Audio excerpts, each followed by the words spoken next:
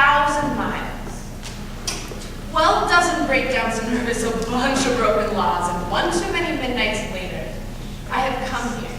From out of the rain and into this rest area, cut 22 miles between you and me watching the information man, behind his information booth, juggling predictable conversation with folks who look like iceberg lettuce and who believe that somehow the flat lines of small talk will give us life. I want them to leave.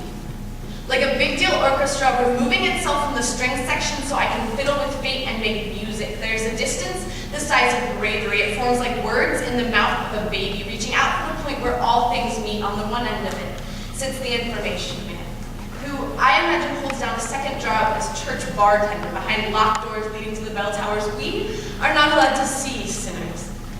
On the other end of this space, I am standing like shoe polish on an overstocked shelf, hoping that one day someone will pick me to make things better. This is not a showdown or a shootout. We are not facing off, but I can feel the rumble between dusk and dawn, as if the chance to come clean with myself will be outlawed unless I relax. I have heard that when God was a child, he smushed fire ants with his fingertips and avoided tough questions. Tonight, I'm gonna get the answer, and you know what I'm talking about, the answer. The info guy's eyes grab me and shift back and forth like mopping floors with the sweat I sweat in battles against myself. He's got me locked in and is smiling. I'm ready for rejection when the info guy finally pipes up like C.R. Avery on a piano box and says, listen. I talk a whole lot, but I really only know a few things, so I'm not saying follow along verbatim.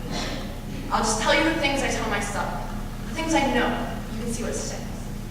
I know our shoes are stitched from songs about highways. The best songs are the ones about Georgia, even though I've never been there. It's the only place I still believe in Jesus.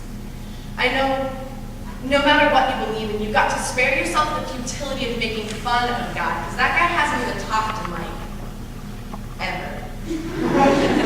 I know troubleshooting yourself in the foot and acting the center of your own universe is a tricky dichotomy to deal with, but yes, you are the center of the universe. If you weren't, you wouldn't be here. So please, stop inviting walls into wide open spaces. I know everything is out there. That's why they call it everything, but return to yourself, even if you're already there.